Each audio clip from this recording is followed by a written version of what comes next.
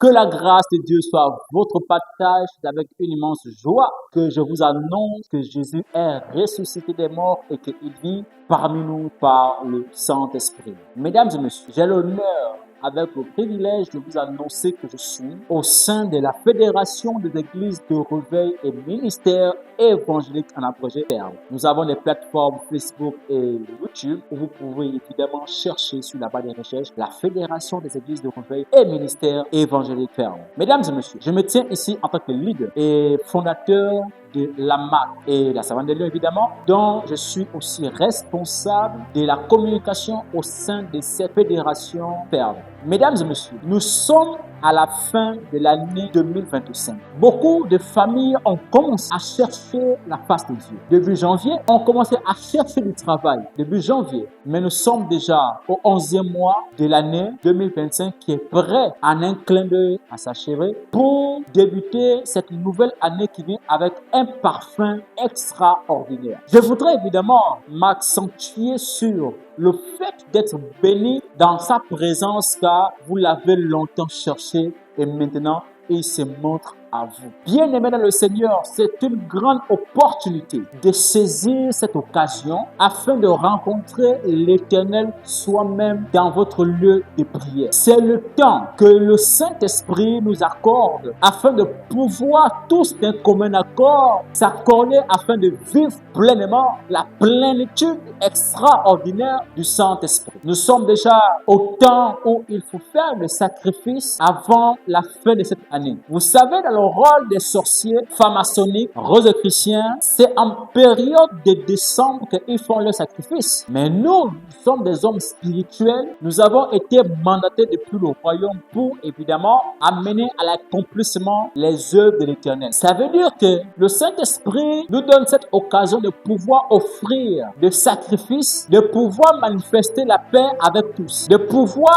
ramener les cœurs de ceux-là qui se sont détournés depuis longtemps, certainement à cause des mauvais comportements des chrétiens, ou bien à cause des critiques dans les églises, ou encore à cause du mal comportement de certains leaders. Mesdames et messieurs, frères et sœurs dans le Seigneur, chers prophètes, chers pasteurs, chers serviteurs de Dieu, c'est le temps pour nous de réconcilier ceux-là qui se sont refroidis. C'est le temps pour nous, évidemment, de réconcilier ceux-là qui ont commencé à être hospitalisés depuis le mois de janvier, qui jusqu'à maintenant, ils sont encore. Pour nous, c'est de leur montrer que Jésus est sauveur et il est là pour guérir et pour faire naître un témoignage vivant dans chacune des familles. Nous nous portons en bonne santé, certes, mais nos semblables sont encore paralysés, nos semblables sont encore malades, nos semblables sont hérités, nos semblables sont fatigués. Mais nous, qui avons cette capacité de pouvoir évidemment le faire monter, tendre la main et dire aux frères, frère, lève-toi, car nous avons encore beaucoup à faire en 2026. Par la voix du Saint-Esprit, le Seigneur annonce, par la voix de ses serviteurs, que 2026 vient avec une onction extraordinaire. Ceux-là qui resteront encore, car ce n'est pas parce qu'un frère est mort, parce qu'il a péché ou parce que c'était un pécheur, mais parce que c'était son temps, certainement. Le Saint-Esprit nous annonce des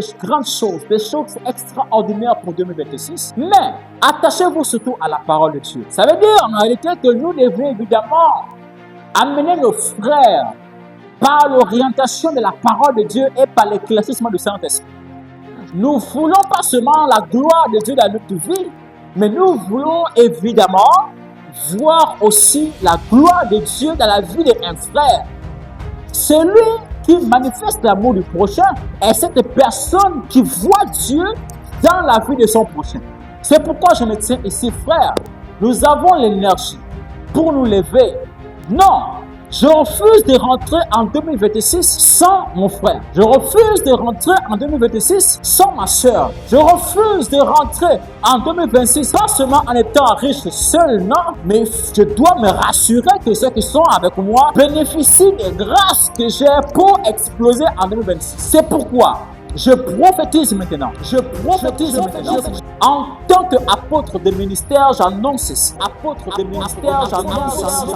Le Seigneur rassemblera le cœur de ses enfants à l'adorer tous ensemble d'un commun accord. La Bible explique que pendant que Israël va sortir de l'Égypte, la Bible explique qu'il y a eu une grande joie qui se manifestait, pas seulement sur la terre, mais aussi dans le royaume, parce qu'il y a eu une délivrance incroyable. Mais écoutez la prophétie. La prophétie dit ceci. Le Seigneur libérera beaucoup de familles qui ont été victimes. Le Seigneur libérera des cœurs qui ont été pris en esclavage dans certains domaines. Le Seigneur va libérer les nations. Le Seigneur va guérir les malades. En ce moment, pendant que je parle, il y aura un vent prophétique qui soufflera dans les hôpitaux, dans l'international et ici même au Gabon. Il y aura des apparitions pas spectaculaires, mais extraordinaires, dont des personnes seront éblouies. Écoutez-moi très bien et attentivement. Ce qui va se passer sera semblable aux anges, sinon à l'ange qui avait apparu à Marie. La Bible explique que pendant que cette femme ne s'attendait pas à la visite angélique, à cet effet, cette femme a été surprise de la manifestation de cette présence angélique qui était dans sa maison. Et elle a été saluée avec révérence. C'est pour vous annoncer que Dieu est en train de préparer quelque chose d'extraordinaire pour beaucoup de familles. Il y en aura des anges qui vont apparaître dans les maisons. Il y en aura des anges qui apparaîtront dans les hôpitaux. Je sais de quoi je parle car je me tiens dans une forte onction prophétique. Je suis en train de vous annoncer des choses qui doivent arriver. Le Seigneur étend sa main pour des personnes qui veulent se racheter. L'Éternel étend sa main pour des personnes qui veulent se racheter. L'Éternel étend sa main pour des personnes qui veulent se racheter. L'Éternel étend sa main pour des personnes qui veulent se racheter. Pour des personnes qui veulent se racheter. Écoutez-moi très bien et attentivement. La voix de l'Esprit me dit ceci. Il faudrait évidemment que les hommes de Dieu se rassemblent pour une prière dans cette nation. Il faut que ces hommes de Dieu se rassemblent pour louer et pour adorer le Seigneur en décembre. Car ce sera pour lui une joie de recevoir une offrande qui changera d'avis sur beaucoup de choses, sinon au sort de nos sociétés. Mesdames et messieurs, l'heure est grave et l'heure est arrivée. Vivons prophétiquement dans la présence de Dieu parce qu'il y a de grandes choses qui arrivent. Vous avez été annoncé. Dieu vous a choisi. Vous avez été mandaté. Dieu vous a envoyé. Vous avez entendu la voix qui criait dans le désert. Qui enverrait? Beaucoup de personnes ont porté ce vêtement. Vous avez pris des responsabilités. Vous avez pris des responsabilités.